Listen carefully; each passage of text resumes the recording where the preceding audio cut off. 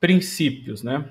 A gente falou na aula passada que o Código Civil não é muito utilizado porque o próprio Código Civil ele diz que não é para usar ele. Na verdade, ele diz que os títulos de crédito vão ser regulados pelas leis especiais que já existem e se não tiver, usa o código. Então, regra geral, como a maioria dos títulos de crédito já tem leis próprias, a gente acaba não usando. Mas uma coisa o código favorece, ou para uma coisa o código serve, alguma coisa o código trouxe de bom, que foi justamente a questão do conceito. Então, se a gente for lá no artigo 887 do Código Civil, a gente vai ter um conceito bem completo, né, de título de crédito. Na nossa aula inicial, título de crédito, eu trouxe um conceito simples, dizia que título de crédito era um documento que representa uma dívida. Mas eu falei depois para você que esse conceito era muito simples e eu precisava de um conceito mais completo. Porque o conceito, para ser bom, ele tem que descrever bem aquilo que ele está conceituando. É exatamente isso que faz o artigo 887. Ele traz um conceito completo adotado pela doutrina há muitos anos, de um doutrinador chamado Vivante, que foi literalmente incorporado dentro do Código Civil. Então, segundo o Código Civil, título de crédito é um documento, né, necessário ao exercício de um direito literal e autônomo nele contido. Esse é o conceito. Título de crédito é um documento necessário ao exercício de um direito literal e autônomo nele contido. E também te disse que desse conceito a gente consegue extrair 3 princípios. Princípio da documentalidade, também chamado da cartularidade, também chamado da incorporação.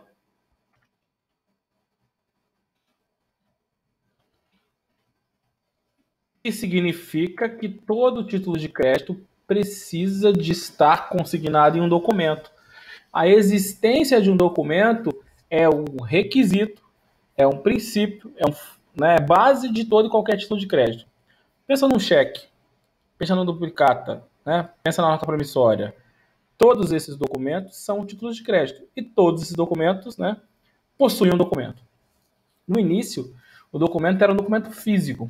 Se você fosse executar um cheque, por exemplo, você tinha que juntar nos autos, né, do processo a cártula, o documento, o cheque. Aí tinha problemas que, por exemplo, o cheque era de valor muito alto e aí você não podia perder aquele cheque, senão você perdia o fundamento da execução. Aí você pedia para o juiz acautelar aquele cheque no cartório, mas o cartório dizia que não tinha cofre.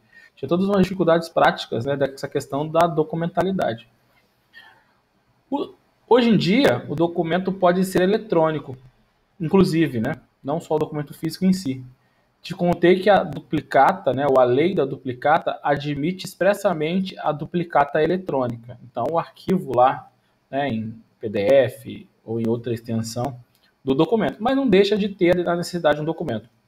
A gente também conversou que os títulos de crédito eles vieram para substituir a forma anterior de concessão de crédito, que era justamente sem documento.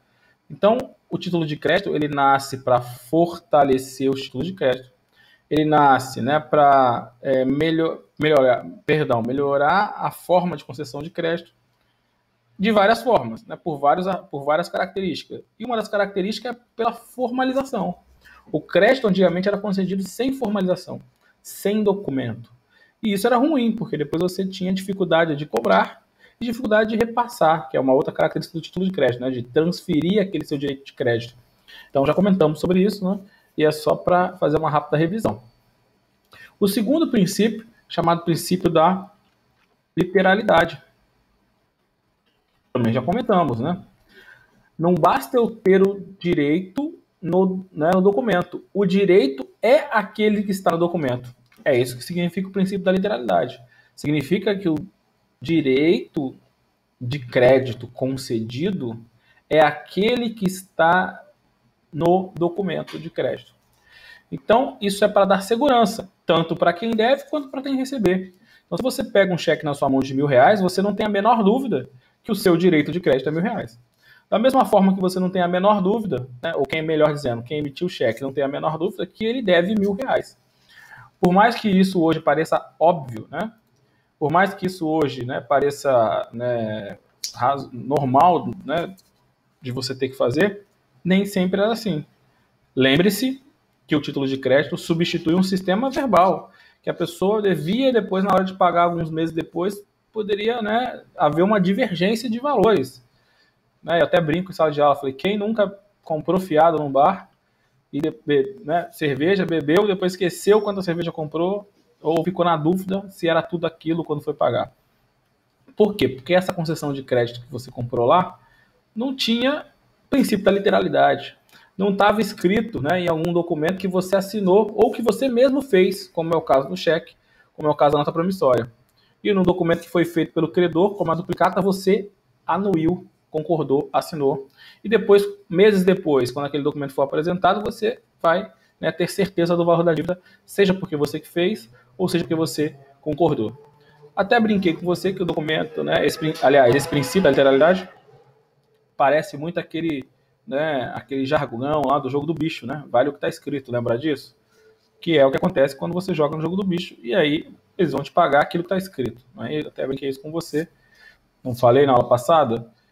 Também, né, tem essa tradução aí do princípio da literalidade, do que vale o que está escrito. Claro que esse é um jargão popular, e no dia da prova, né, não vai ter prova, mas se houvesse uma prova, você teria que fazer um conceito mais formal. O princípio da literalidade, né, corresponde à necessidade né, da consignação do direito de crédito no título. Seria um conceito melhor, né, mais técnico. E o terceiro princípio, também chamado de princípio da autonomia. O princípio da autonomia, para mim, é um dos mais interessantes, né? É o que vai fazer com que eu torne o título de crédito mais seguro e que eu permita a circulação do título de crédito. Os outros também tornam o título de crédito seguro e também permitem, mas esse daqui tem uma grande sacada.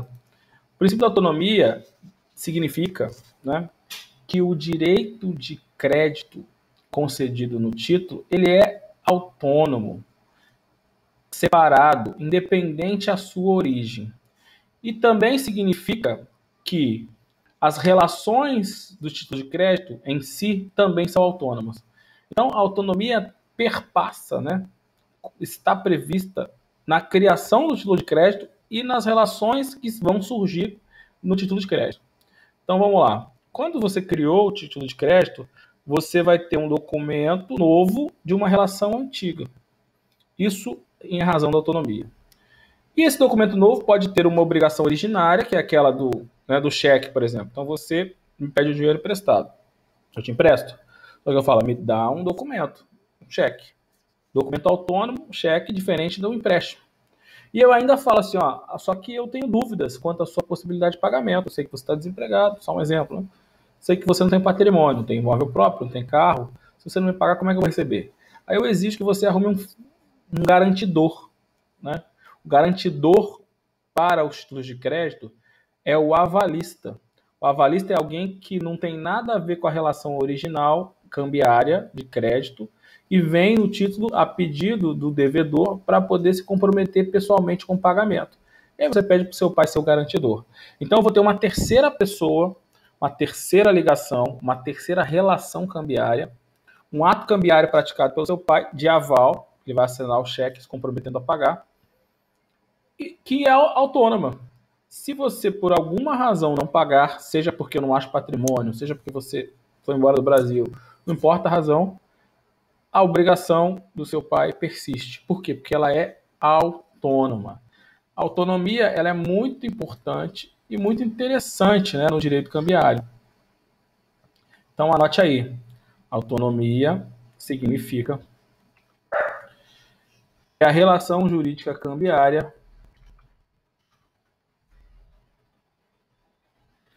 prevista no título de crédito circula de forma autônoma à sua origem,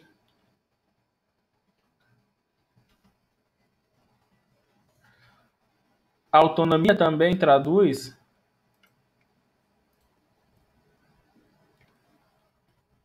a independência entre as relações jurídicas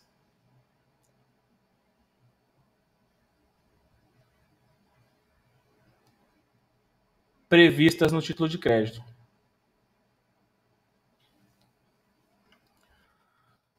Ok, pessoal? Tem doutrina que diz que a autonomia ela pode ser vista de duas faces. Ela tem dois lados. Ela é um princípio e tem dois subprincípios. É como se fosse o C.1 e o C.2. Tem doutrina que vai dizer que a abstração, na verdade, é um princípio separado. Não importa. O que importa é você saber, né, a diferença, ou melhor, saber o significado da abstração e saber o significado da inoponibilidade de exceção a terceiro de boa-fé. São fáceis, o segundo é fácil também, apesar do nome ser diferente. Princípio ou subprincípio da inoponibilidade, princípio ou subprincípio da autonomia. Da abstração, perdão. Então, já te falei o que é autonomia. Ao meu ver, a abstração e princípio da inoponibilidade na verdade, são subprincípios, tá? Apesar de eu ter escrito ali princípio. Porque são coisas ligadas, decorrentes, tá? Isso, muito bem. Eu perguntei mais cedo, né, Thiago, onde a gente tinha parado, aí alguém falou que era no segundo princípio, por isso que eu estou revisando tudo. Mas vamos seguir. Se você conseguir ver até onde a gente foi, a gente já pula. Mas também a revisão é boa, né, para ficar bem fixado. Eu entendo que é dois subprincípios. E já está aí. Abstração significa dizer... Falamos da classificação, até qual classificação? Até ao portador e nominal? Eu perguntei na início da aula várias vezes. Ninguém falou onde a gente parou. Por isso que eu estou retornando.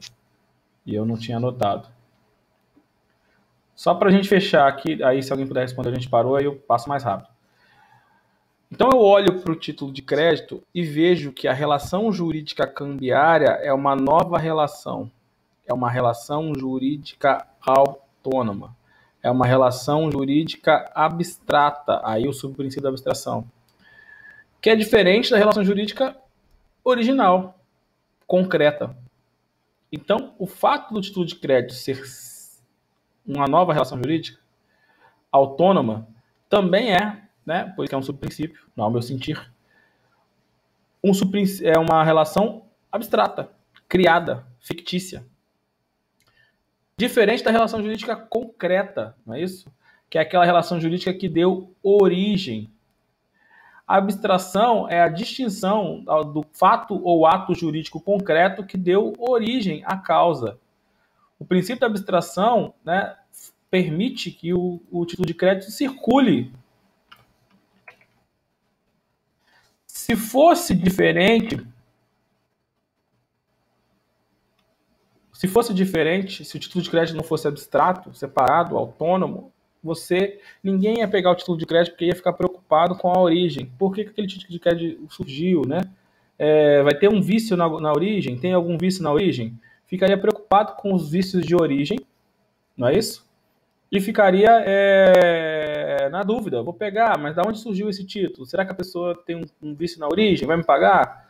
Por essa razão, né, por ser separado, abstrato, né, distinto, você aceita o título de crédito.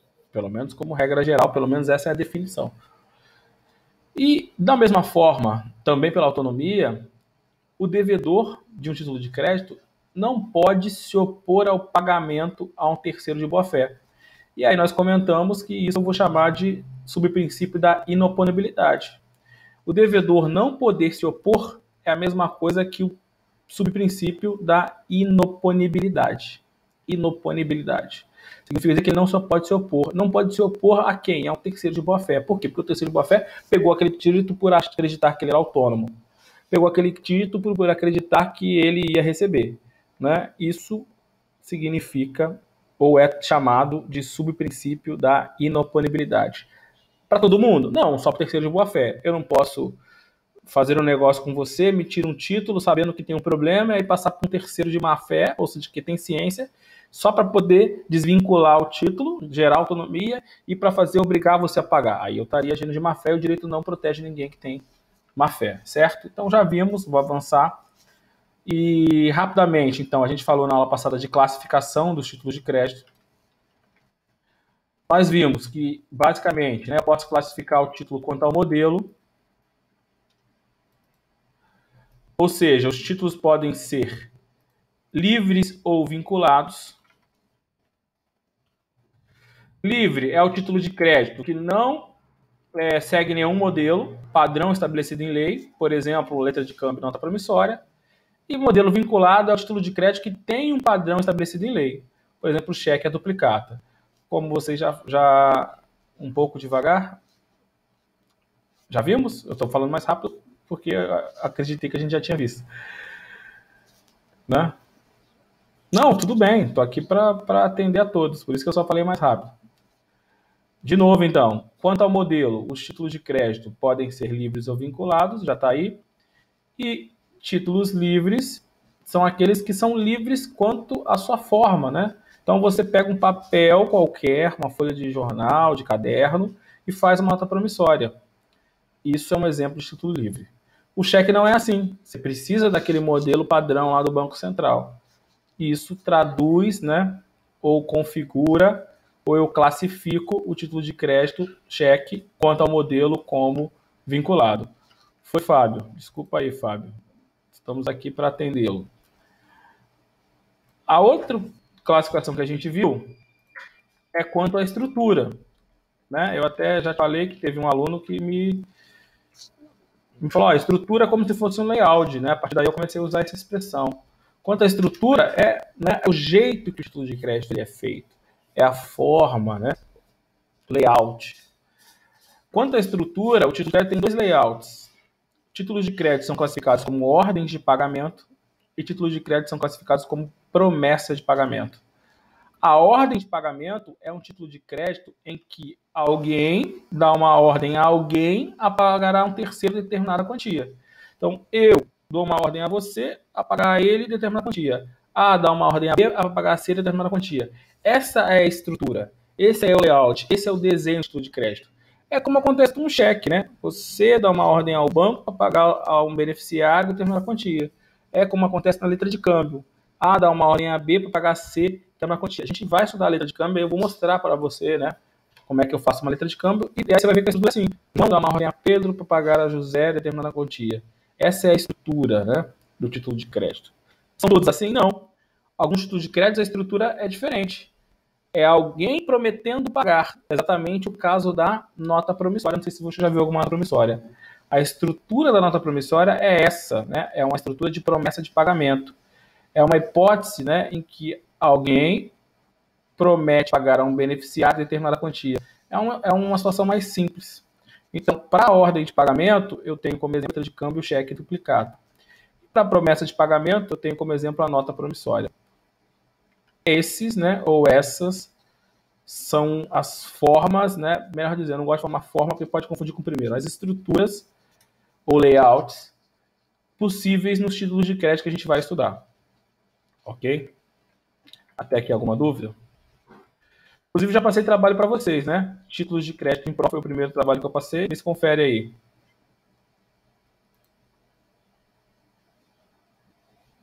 Foi isso? Tá por dentro ou tá perdido? E o segundo foi desconsideração ou foi cessão civil de crédito?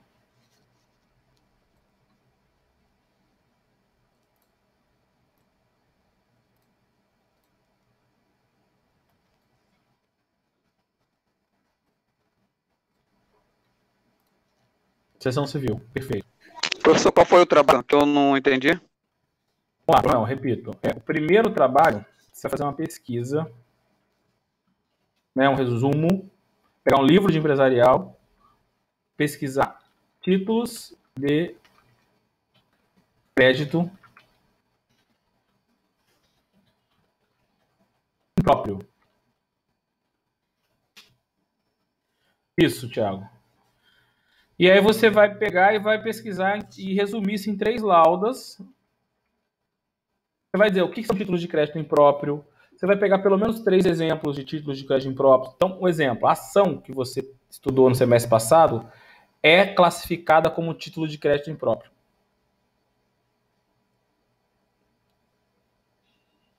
Digitado, com certeza, eu não falei, Thiago. Só que meus trabalhos são sempre manuscritos. Posso até ter falado 2 laudas. Porque eu sempre passo trabalho manuscrito.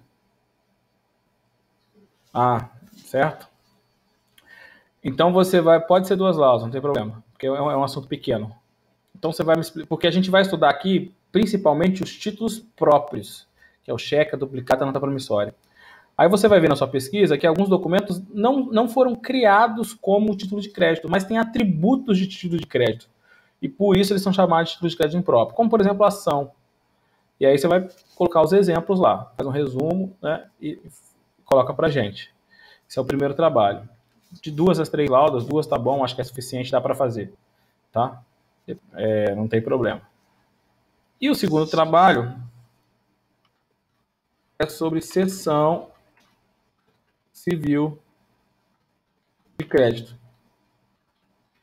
A gente viu, né, que eu vou até revisar hoje de novo, quando a gente falar de classificação a nominal, a gente vai ver que o título ele pode ser transmitido como uma cessão civil de crédito, quando ele não for endossável.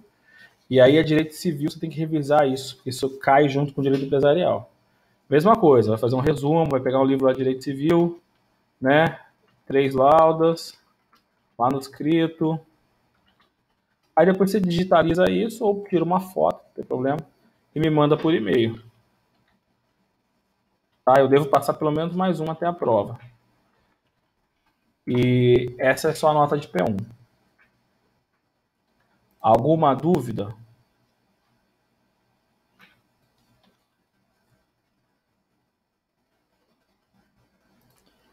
Fale-se agora ou cale-se para sempre. Sacanagem.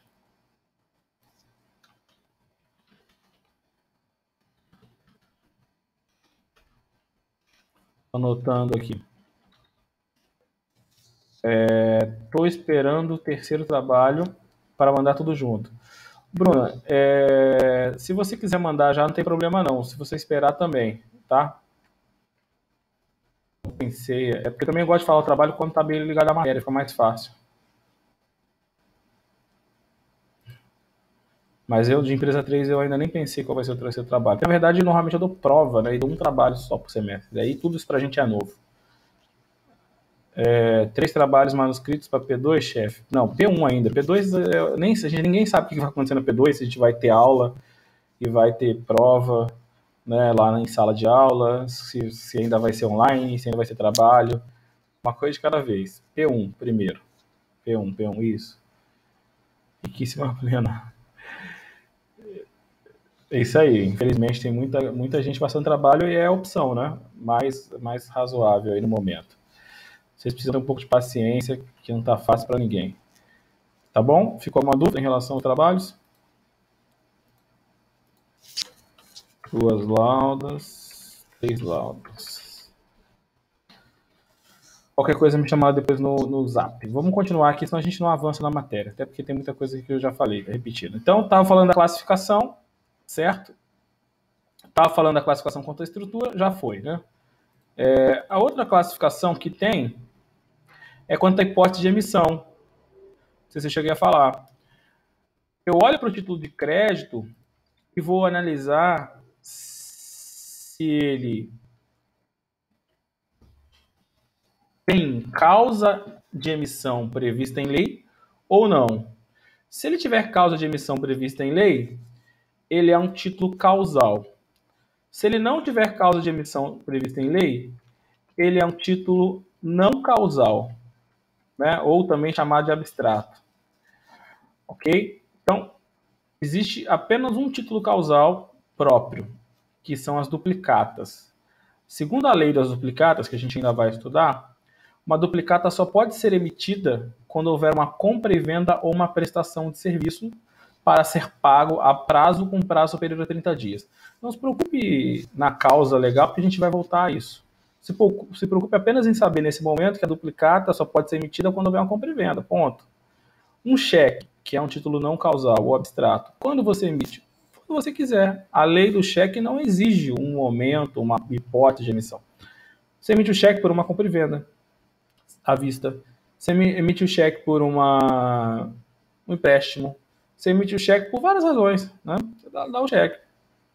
Nota promissória, mesma coisa. A lei não prevê, vai ficar à vontade da parte, a critério do emitente, a sua emissão.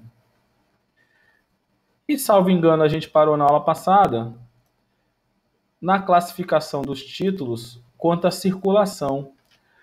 Como que os títulos circulam, né? Como que eles passam de titular para titular, de um credor para outro credor?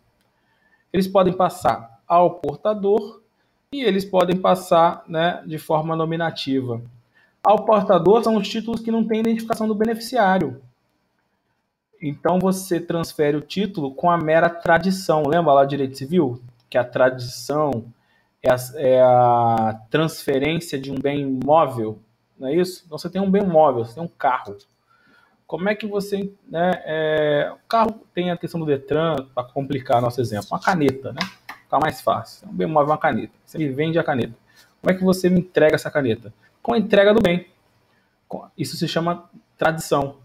Aí você estuda no direito civil que a tradição pode ser real, quando você entrega efetivamente o bem, como é o caso da caneta, ou a tradição pode ser ficta, né? O carro é uma tradição ficta, porque você não vai pegar o carro e vai entregar para a pessoa, você vai entregar a chave que representa a casa.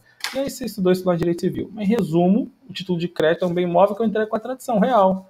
Eu entrego a cártula, né? Documento para a pessoa. Se o título for ao portador. Porque se o título for nominal, ou se tiver com o meu nome lá como beneficiário, não basta eu fazer a tradição. A tradição não transfere a titularidade. A tradição não vai fazer o título circular. Para que esse título circule, sendo ele nominal, eu vou precisar praticar um ato chamado de endosso, não é isso? Imagina um cheque que você pegou lá na sua empresa, né, para o seu trabalho. Aí você quer circular ele, passar para o dono do mercadinho na sua esquina lá e você comprou algumas coisas lá. O cheque é nominal, basta você entregar, fazer a tradição? Não. Você vai precisar o quê? Fazer uma assinatura no cheque, no verso do cheque. Essa assinatura é um ato de transmissão do cheque, que se chama endosso. A gente vai estudar endosso também, não se preocupe. Nesse momento, eu quero que você visualize que para um título nominal, a circulação se dá com o endosso. Eu também te disse que, eventualmente, pode ser que as pessoas não queiram que esse cheque nominal circule. E aí eu posso proibir essa circulação. E vou dizer que, né, eu vou transformar um título em um título não endossável, né? Essa circulação é chamada no direito empresarial, né, como cláusula à ordem. Os títulos nominativos à ordem são aqueles que circulam com o endosso.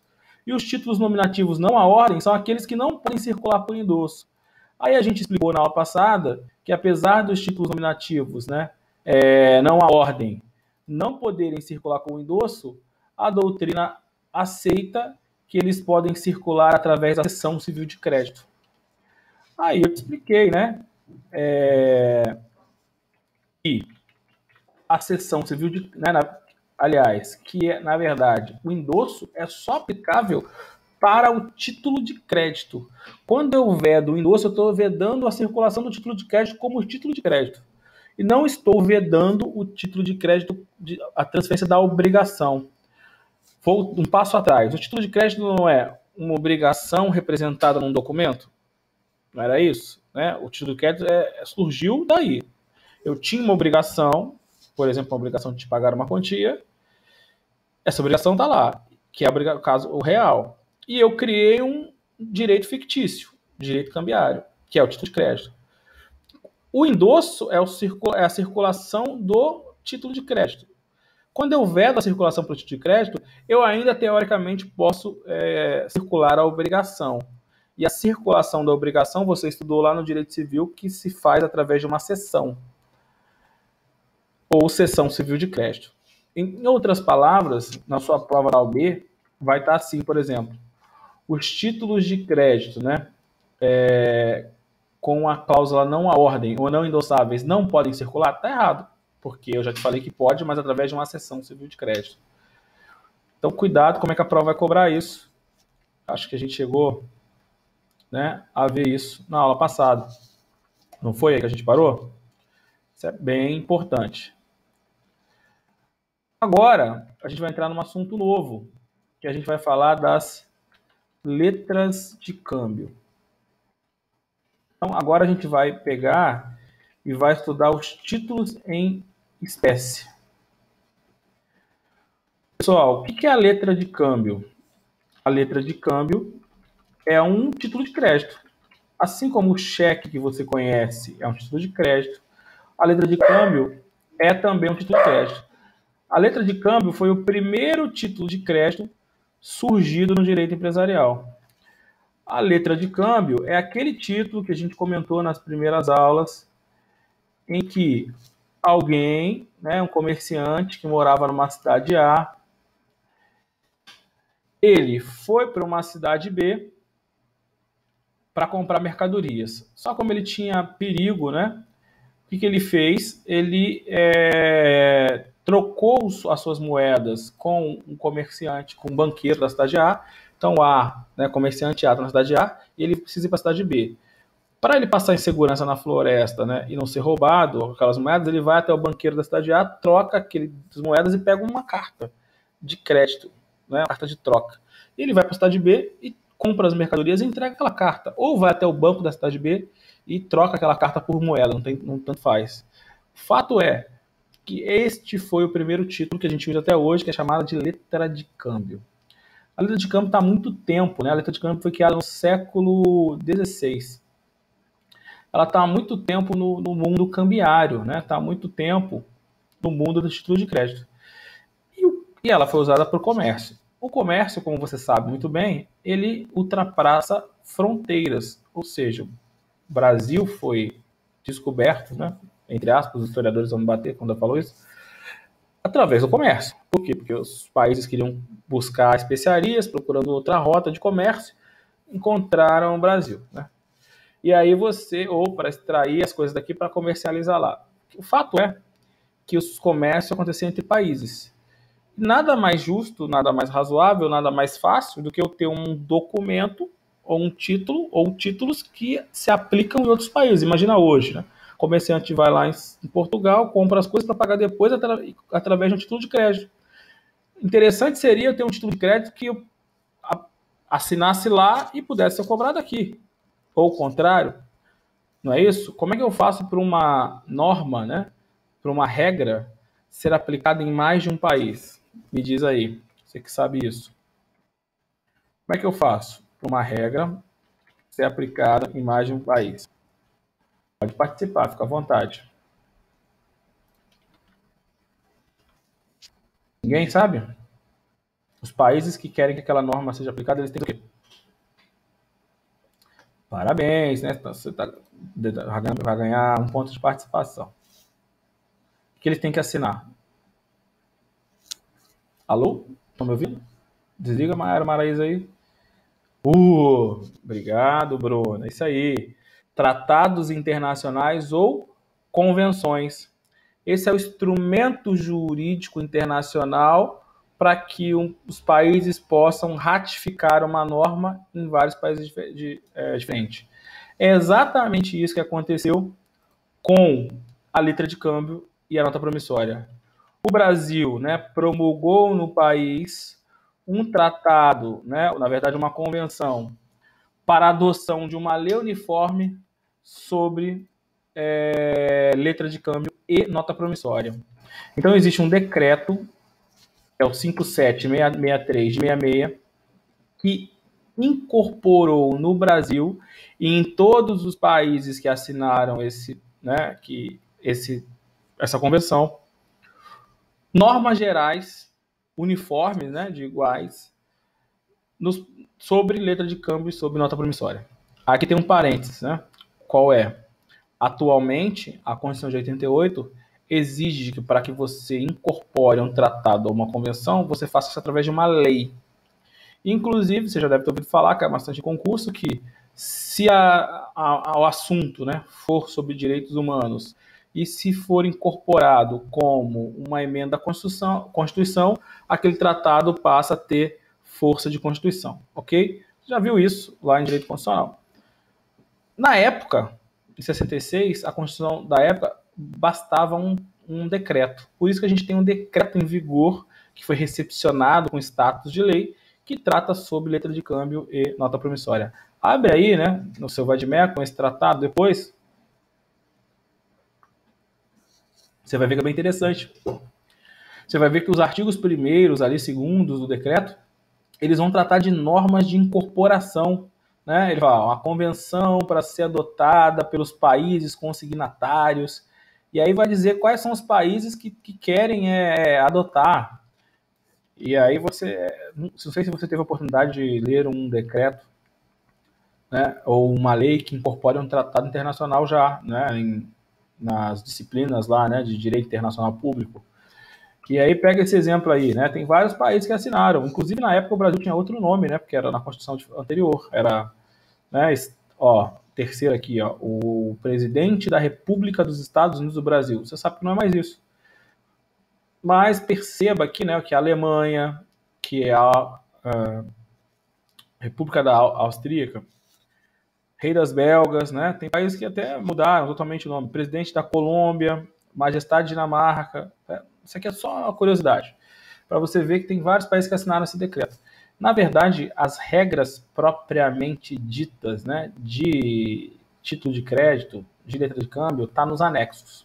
Então, toda vez que eu me referir a LUG, você vai olhar artigo tal da LUG. Na verdade, você vai olhar o artigo tal do anexo da LUG, que é o anexo que trata, né, porque a lei incorpora e trata regras de incorporação, quanto que eu vou aplicar, qual o prazo, né, e entre outras coisas, e o anexo são as normas em si que vão ser, né, tratadas.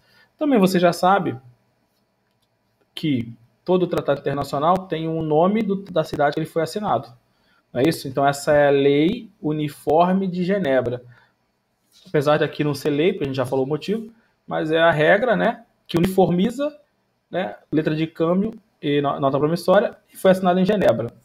Assim como o Tratado de Assunção, assim como o Pacto São José da Costa Rica. Ambos têm o nome da cidade que eles foram assinados, já deve ter percebido isso. Tá? Então agora a gente vai estudar este documento, este decreto, que incorporou um tratado que a gente simplesmente chama de LUG, ou Lei Uniforme de Genebra. Tecnicamente se aprendeu que nem lei era, né? Hoje foi recebido como lei, mas à época era um decreto. Por isso que a gente estuda o decreto 57663 de 66. Esse decreto vai trazer as regras, né, de uma letra de câmbio. O que tem numa letra de câmbio? Vamos pensar aqui, daqui a pouco a gente vai ver, né? Mas vamos pensar. Vai ter que ter a assinatura de quem criou a letra? Vai. Vai ter que ter o valor da dívida? Vai. Vai ter que ter o local de pagamento? Vai. Né? Vai ter que ter, né? Imagina, A dá uma ordem a B para pagar C determinada quantia.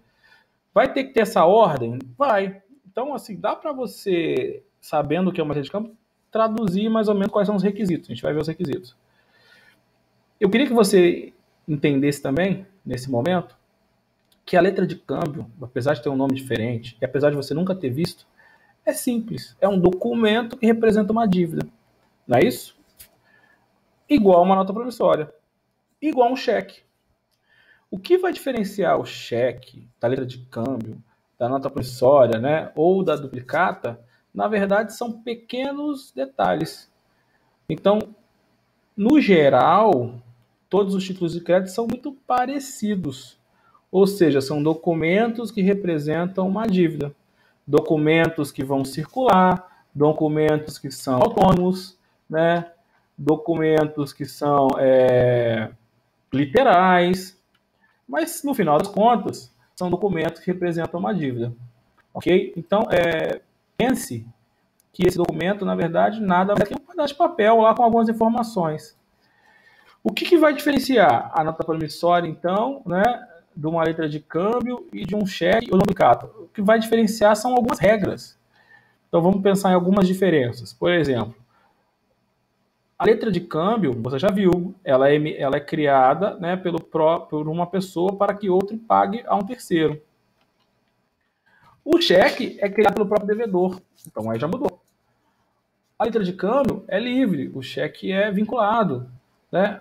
A nota promissória também é livre. Então eu mudo uma coisa ou mudo outra coisa, eu já estou configurando o título diferente e, portanto, já é outro título. Então, alguns atributos ou algumas características, né, vão tornar esse documento uma letra de câmbio, vão tornar esse documento uma nota promissória, vão tornar esse documento um cheque. Então, nesse primeiro momento, eu quero que você entenda que é tudo muito parecido, no sentido de que é tudo um documento que representa uma dívida. E a lei da letra de câmbio diz isso, dá uma diferenciadazinha, né? Nota promissória diz isso, que dá mais uma diferenciada, e o cheque diz que dá uma diferenciadazinha. Mas, no geral, né, é tudo um documento que representa uma dívida. Vai ter algumas peculiaridades que a gente vai estudar. Quais são as diferenças? Quais são as peculiaridades? Nota promissória, letra de câmbio, eu posso fazer num caderno, na folha de fichário. Cheque eu não posso. Teoricamente, né, depois a gente vai discutir isso, o cheque é uma ordem sempre à vista. Ah, professor, mas tem um cheque pré-datado. Isso é outra questão, a gente vai ver depois. E letra de câmbio, nota promissória, é a prazo ou à vista. A duplicata é sempre a prazo. Olha só, duplicata é sempre a prazo, cheque é sempre à vista, e letra de câmbio, nota promissória, pode ser a prazo ou pode ser à vista. Percebeu? Então, muda aqui umas características e tenho títulos diferentes. Ok? Muda umas características, mas tenho títulos diferentes. Apesar de serem todos muito parecidos.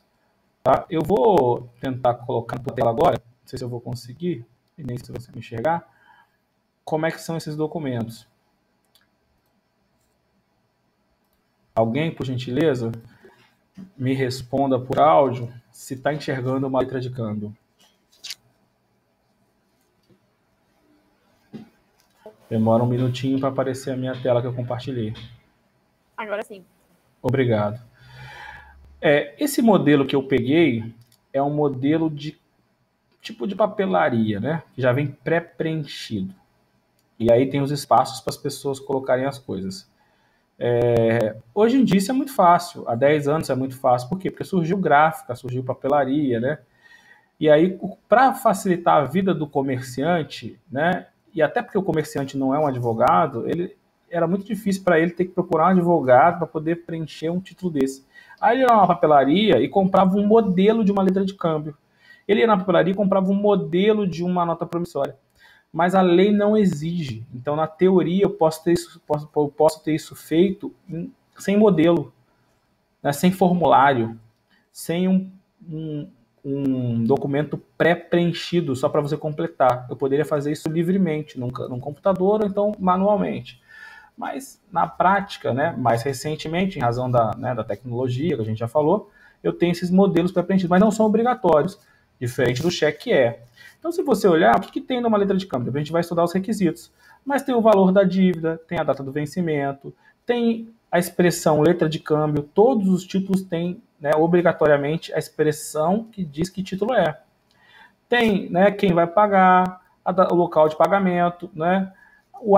Aí tem algumas coisas que tem nesse título e não tem no outro. A gente vai estudar isso. Por exemplo, a letra de câmbio vai ter aceite. Nota promissória não tem aceite.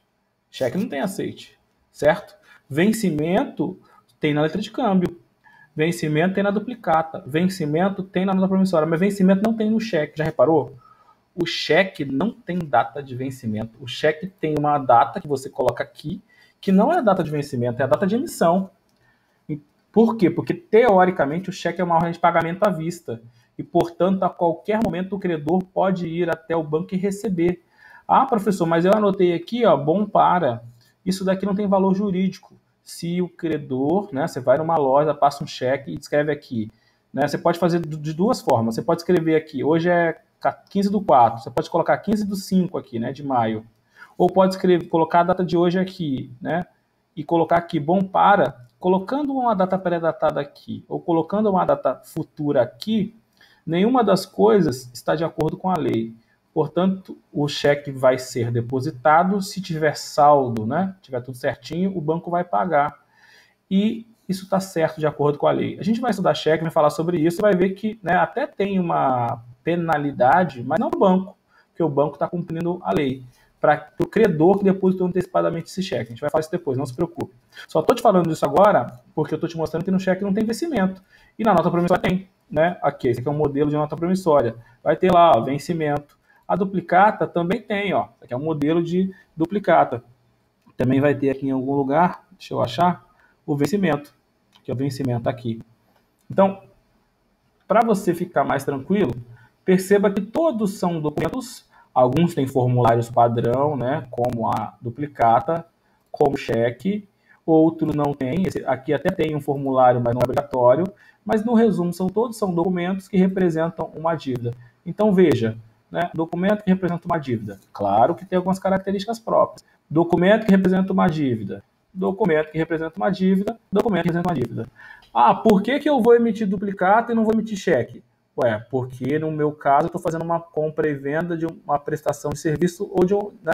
Aliás, foi feita uma compra e venda a prazo. Então eu tenho que emitir uma duplicata, a lei manda. Ou foi feita uma prestação de serviço a prazo. Eu tenho que emitir uma duplicata, a lei manda. Não fiz uma compra e venda a prazo, nem uma prestação de serviço. Ah, eu posso escolher entre nota promissória e letra de câmbio. Né? A cheque eu só vou poder fazer se for à vista, porque se for a prazo eu já falei que o cheque não aceita, né? Apesar daquela discussão do cheque pré-datado que a gente já viu. Percebeu? Então, na prática, cabe ao credor e ao devedor escolher o tipo de crédito que ele vai usar. Mas todos os tipos de crédito são muito parecidos, né? Eles são documentos que representam uma dívida, ok? Vamos prosseguir. Quando a gente vai para o decreto 5763, né? Ó, aqui é o decreto, tá? Aqui é o decreto no site do Planalto. Aí tá aquelas regras de incorporação que a gente falou. E as regras mesmo, né, sobre o título de crédito estão no anexo, como eu já te falei. Olha que legal isso aqui, porque é o documento real, né? É um documento antigo. Ó, letra uniforme relativas às letras de câmbio e nota promissória. O que tem que ter uma letra de câmbio para ser letra de câmbio? Ou seja, quais são os requisitos da letra de câmbio? A letra de câmbio, para estar de acordo com a lei, lembra do Código Civil? Que fala assim, título de crédito é o documento necessário ao exercício de um direito literal e autônomo nele contido, somente produz efeitos legais. Ou seja, uma letra de câmbio, para ser letra de câmbio ou para produzir os seus efeitos, tem que cumprir os requisitos legais. Cada lei de cada título vai dizer quais são os requisitos legais. Então, para a letra de câmbio ter valor jurídico ou produzir os seus efeitos, a letra de câmbio tem que ter os requisitos legais. O que tem que ter numa letra, para a letra ser letra, para a letra cumprir os requisitos, para a letra ter, né, valor? Primeira coisa, a palavra letra escrita no próprio texto. Alguém quer perguntar alguma coisa? Empregada na redação original. Vamos pegar aquele modelo de letra que a gente viu lá, né? Cumpriu o primeiro requisito, ou seja, tem a palavra letra escrita? Tem, olha aqui, né? Letra de câmbio, ou seja, então o primeiro requisito legal, né, está cumprido. Ou seja, a gente está olhando o modelo de letra de câmbio e vendo se ela cumpre os requisitos da lei, que o primeiro cumpriu. Vamos lançar no segundo agora. A letra de câmbio, né? Essa letra de câmbio vai ter um mandato puro e simples de pagamento da quantia. Vamos olhar para a letra, vamos ter uma frase que corresponde a um mandato puro e simples de pagamento de determinado tipo. Tem, né? Aos 15 anos, né? Tá pequenininho, pior que eu não consigo ampliar isso aqui, não sei porquê. Pagará Vossa Excelência por esta primeira e única via de letra de câmbio a José das Couves ou a sua ordem, a soma de... Aqui é uma frase tudo junto, né? Mas eu posso extrair dessa frase o quê, né? Uma ordem de pagará determinada quantia. Pagará a soma de, né, R$1.000. Então, veja, nessa frase eu tenho um mandato puro e simples de pagar determinada quantia. Cumprimos o segundo requisito da LUG, né? Na verdade, do artigo 1º do anexo 1 da LUG, para ser mais técnico. Vamos passar para o terceiro requisito. A letra de câmbio tem que ter o nome daquele que deve pagar. Eu não sei se eu te contei isso, mas eu tenho... As pessoas que vão figurar numa letra de câmbio têm nomes, né, técnicos. Quem emite a letra de câmbio é chamada de sacador. Quem vai pagar, né, é chamada de sacado. E quem vai receber a letra de câmbio é chamada de tomador ou beneficiário. Ok? Anota isso, né? Então, quem emite a letra de câmbio, vou colocar aqui no chat, é chamado de, a gente chama de figuras, né, ou sujeitos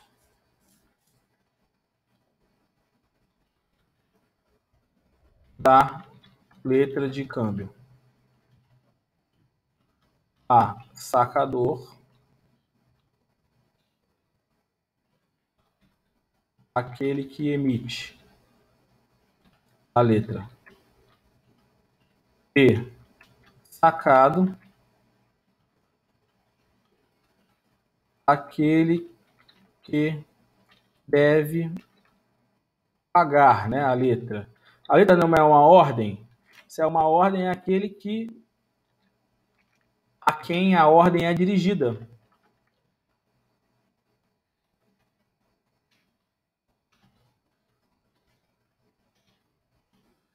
E a terceira figura, ou terceiro elemento, né, é chamado de tomador.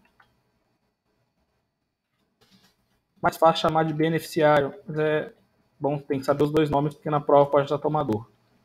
A prova da OAB aí que vai fazer.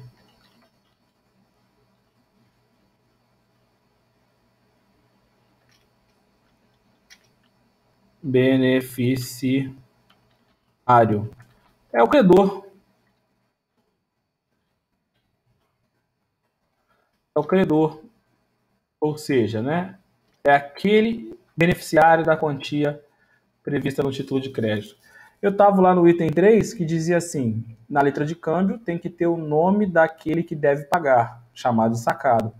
Vamos lá no nosso modelo, ver se tem o nome daquele, né, que deve pagar. Tem aqui, né? Deixa eu ver se eu acho.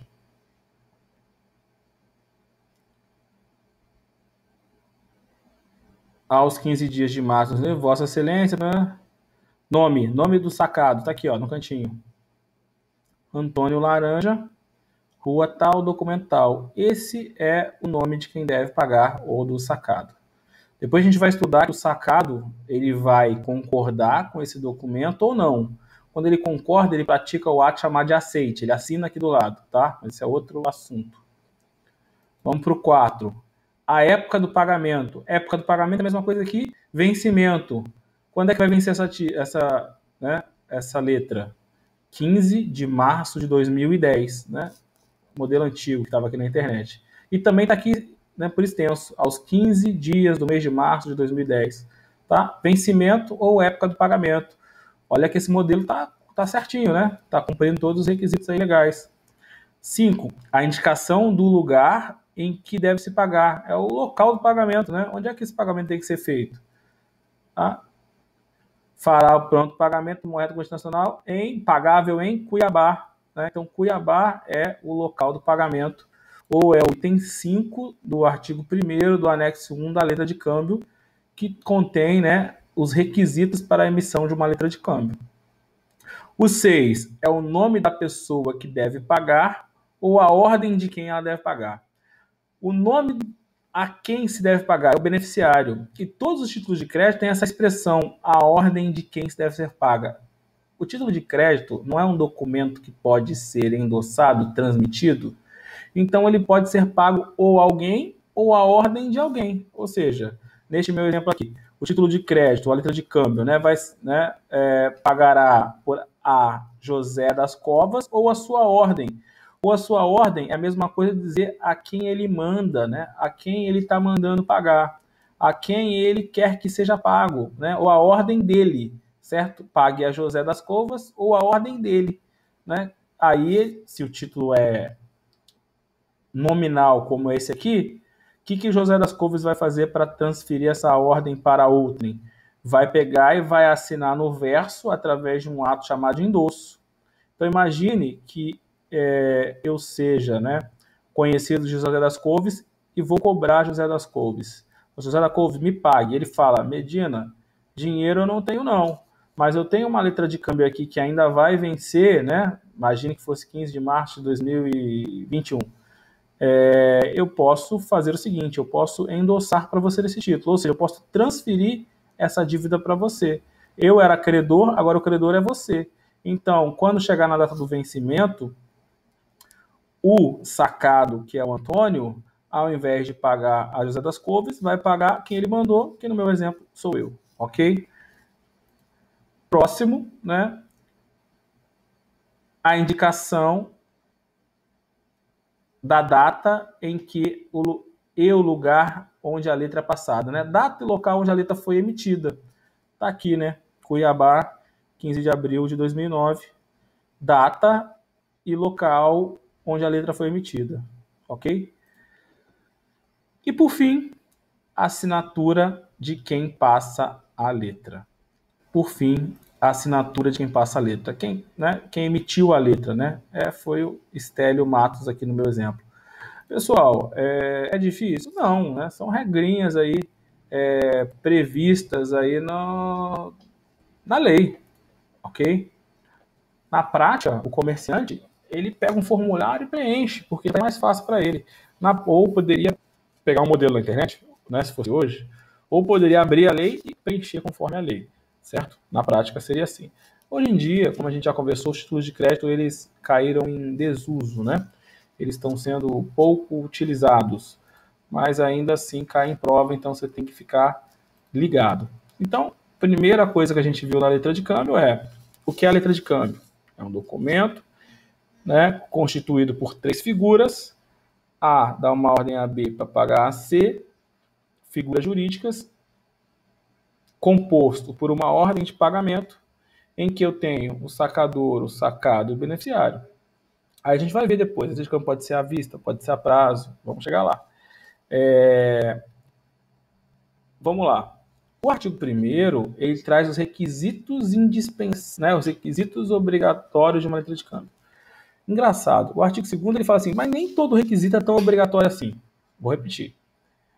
O artigo 1º fala assim, ó, tem que ter isso e aquilo. Só que quando chega no artigo 2º ele fala assim, mas se não tiver a data de vencimento, por exemplo, né, ainda assim dá para mim usar a letra de câmbio? Essa é a pergunta. Então, quando a gente olha o artigo 2º fala assim, o escrito, né, ou a letra em que faltar algum dos requisitos indicados no artigo anterior não produzirá efeitos como letra, salvo nos casos seguintes. Então, olha que loucura, né? Mas é bom saber porque isso cai em prova. O artigo 2º diz que tem que ter tudo que está no primeiro, só que mas traz exceções. Vou pegar um exemplo para você. A letra em que não indique a época de pagamento, que a gente já viu que é o vencimento, considera-se à vista. Então imagine que você faça uma letra. Se for no formulário, é difícil você não colocar porque está lá para você preencher, né?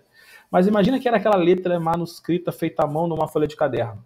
A pessoa não colocou a data de vencimento, é mais fácil de você visualizar essa hipótese. Aí a lei fala, ó, esse requisito ele é obrigatório, mas não é indispensável. Eu posso dispensar. Se faltar a data de vencimento ou a época de pagamento, que é a mesma coisa, né? Tá tudo isso no decreto. Isso, artigo 2º também do decreto da LU, né? 57663, que a gente chama de LUG. Muito bem, né? Então, o artigo 2º, né, não tem nem inciso, porque na época não se usava. Artigo 2º, depois, não tem inciso. É a próxima frase. Depois você vai ver quando você pegar o seu vadimeco para você estudar. Já fala assim, mas nem tudo é tão indispensável assim. A época do vencimento eu dispenso, né? Eu deixo como se fosse facultativo. Cuidado com o artigo 2º, que às vezes cai em prova. Dá uma olhadinha também, isso é importante. Uma outra coisa também que você tem que saber é o seguinte. Regra geral, a letra de câmbio é a A dando uma ordem para B pagar a C determinada quantia. Essa é a regra geral. Não é isso? Caso concreto. Eu estou viajando para Salvador, junto com o professor Jailton. Conhece Jailton? Dá aula para vocês, né? E aí eu fico sem dinheiro. Isso foi em 1960. Tinha internet? Não. WhatsApp? Não. Transferência eletrônica? Não. Banco? Muito pouco. Caixa eletrônico? Zero. Faz o quê? Né? Ferrou, né? Aí eu falo pro Jailton, pô, Jailton, me empresta um dinheiro e quando você vai voltar uma semana antes de mim, quando você chegar no Rio, o Aaron me deve uma grana e ele te paga. O que eu faço para o Aaron pagar? né? Nem telefone tinha. Eu vou ter que fazer um documento, uma carta, mandar para o Aaron. Melhor que fazer uma carta qualquer, né? Eu posso fazer um título de crédito, concorda? Que é seguro, é executável, né? É transmissível. Lembra das vantagens do título de crédito? Então já te falo, beleza, então ao invés de você fazer uma cartinha, você faz um título de crédito. Por quê? Porque depois eu posso executar, inclusive, dou mais segurança aí para a relação jurídica, né? Nossa. Aí eu escrevo uma letra de câmbio, né? Dando uma ordem para o Aaron, pagaram o Jailton, que me emprestou R$ 1.000, os R$ 1.000 aqui no Rio de Janeiro. Ok? Essa é a regra geral, certo? Qual é a regra geral? Alguém dá uma ordem a outrem para pagar a uma terceira pessoa determinada quantia. Então eu dou uma ordem ao Aaron para pagar o Jailton determinada quantia. Essa é a regra geral. A dando uma ordem a B para pagar a determinada quantia. Eu tenho sacador, sacado e beneficiário. A gente já tinha visto isso, até que nenhuma novidade. Qual é a novidade? Poderia, né, artigo 3º, poderia a ordem ser dada, a letra de câmbio pode ser a ordem do próprio sacador, né? Ou, em outras palavras, o terceiro beneficiário pode ser o próprio sacador. Então a pessoa cria uma letra para alguém pagar a ele mesmo. Então, ao invés de eu mandar o Aaron pagar o Jailton, eu poderia fazer diferente? A lei diz que pode. Como seria diferente? O Jailton produziria uma letra, eu assinava, aceitava, para pagar ele mesmo. E aí ele saía de lá com aquele documento, e quando eu vou, né, para me pagar 30 dias depois, por exemplo, quando eu chegasse no Rio, eu teria que pagar. Então, de novo, esse segundo exemplo é um exemplo em que, ao invés de ter 3 pessoas fazendo 3 figuras jurídicas, eu tenho 2 pessoas fazendo 3 figuras jurídicas. No final das contas, eu também tenho um sacador, um sacado e um beneficiário. Da mesma forma do meu primeiro exemplo. A diferença é que no segundo exemplo, o sacador, não é isso, e o beneficiário são as mesmas pessoas, né? Jailton, sacador, dá uma ordem para mim, sacado, para pagar a ele mesmo, beneficiário. Então, a primeira exemplo, eu tinha 3 pessoas fazendo 3 figuras jurídicas. No segundo exemplo, eu tenho 2 pessoas fazendo 3 figuras jurídicas. De uma forma mais técnica, a lei diz que no segundo exemplo, a letra foi a ordem do próprio sacador. A ordem não é a quem ele... Lembra que eu falei que pague a fulano de tal, ou a ordem deste, ou a quem ele mandar? O Jailton pague a fulano de tal, ou a ele mesmo. Então a ordem foi para ele mesmo. É um outro modelo de letra. Então vamos dizer assim, eu poderia ter 2 modelos de letra. A, B e C, ou A e B, e ter uma letra de câmbio. Percebeu? Só que no A, B e C, o A é sacador, o B é sacado e o C é beneficiário. E no A e B, o A é sacador, o B é sacado e o A também é beneficiário. Em outras palavras, o A acumula 2 funções, a de sacador e a de sacado. Isso cai em prova, né? Entendeu? Isso é bem legal. Artigo 3º aí do Código... Perdão, artigo 3º da lei da letra de câmbio, certo? Deixa eu ver se tem mais alguma coisa para você falar, para mim te falar. A gente dá nome para as coisas aqui e é importante você saber. Sabe como é que chama o ato cambiário, né, de emissão da letra de câmbio? Se chama saque. Então, quem emite a letra de câmbio está praticando uma coisa que chama saque. Então, eu emiti a letra de câmbio, no primeiro exemplo, né? Eu estou praticando um saque. Então, na sua prova vai estar assim, João sacou uma letra de câmbio, né? Quem foi que fez o saque da letra de câmbio? Então, a prova da OAB vai ter essa expressão, saque, sacou, porque saque é um ato cambiário, é o ato de emissão da letra de câmbio, isso é importante, né? É um nome técnico. Então, saque é o ato cambial através do qual é criado um título de crédito. No nosso caso, o título de crédito que a gente está estudando é a letra de câmbio, né? Então, saque, coloquei para você, é o ato cambial pelo qual é criado o título de crédito. A letra de câmbio é uma ordem de pagamento. Em virtude disso, a gente tem, né,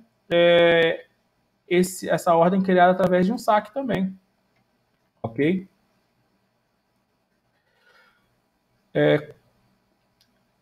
que acontece quando eu saco um título de crédito, né? Perdão, né? O que acontece quando eu saco um título de crédito, né? O saque, né, tem o seguinte efeito. O saque faz com que o sacador vincule-se ao título de crédito. Então, quando eu crio o título de crédito, eu já estou a ele vinculado, concorda comigo? Eu peguei o dinheiro emprestado com o Jailton e emiti o título. Dei para ele, ele vai voltar para o Rio para apresentar para o professor a pagar. Consegue visualizar que eu já estou a ele vinculado? Inclusive, a gente vai ver isso. Se o Aaron não aceitar, quem paga sou eu. Se o Aaron aceitar assinar o título, a gente vai ver que o Aaron se passa a ser o devedor principal do título de crédito, também chamado de devedor direto, ok? Se o Aaron não aceitar, o Aaron não entra na relação jurídica cambiária. Ele não passa a ser o devedor do título. Ele está fora, ele não assinou, né? Ele ficou fora. Quem é que vai responder? Eu, o sacador, né? Por quê? Porque esse é o efeito do saque. Então, é importante saber o efeito do saque, né? Se o sacado não cumprir a ordem de pagamento, né, poderá o tomador ou beneficiário cobrar do próprio sacador, aquele que praticou o saque. Deu para entender? Isso é bem interessante. E se o Aaron aceitar o título, né, e assinar? Eu, como sacador, continuo vinculado ao título? Continuo. A lei diz que eu sou um codevedor, um corresponsável pelo pagamento do título. Tá? Vou parar aqui. Na semana que vem a gente continua. Por gentileza, se alguém puder anotar, próximo assunto, para me lembrar. Eu vou tentar anotar também, mas é sempre bom mais alguém anotar. Aceite. Só fala, professor, o senhor disse que ia continuar do aceite. Já é suficiente para a gente não se perder.